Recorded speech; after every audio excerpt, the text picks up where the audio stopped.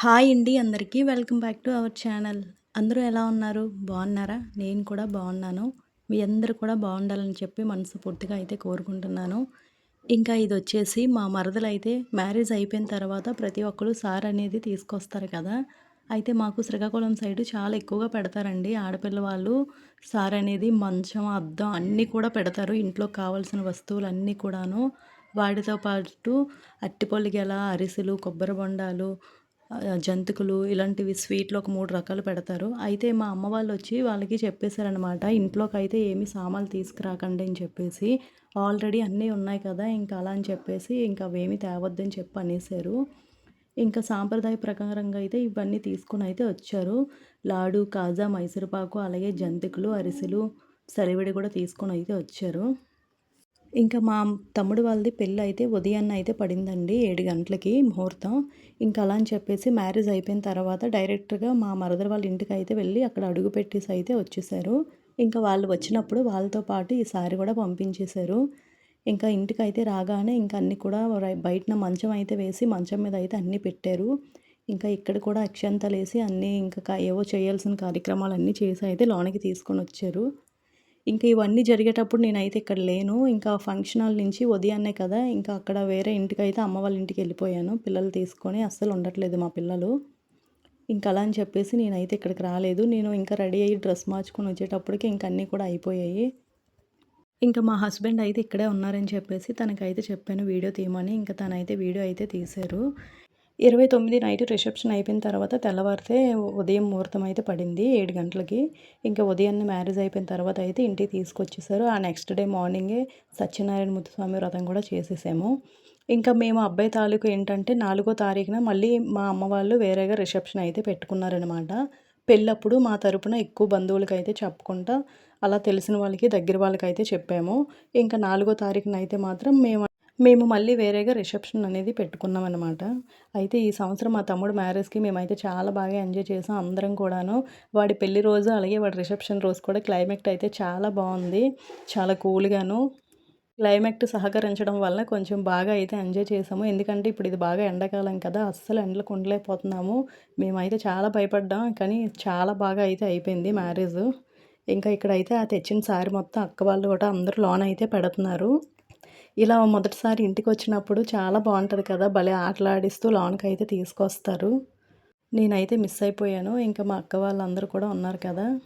ఇంకా వాళ్ళైతే మిగతావన్నీ కూడా చూసుకున్నారు. ఫస్ట్ తీసుకొచ్చినవన్నీ కూడాను పైన ఇంట్లో అయితే పెట్టిస్తున్నారు పెద్దమ్మ, పిన్నిను.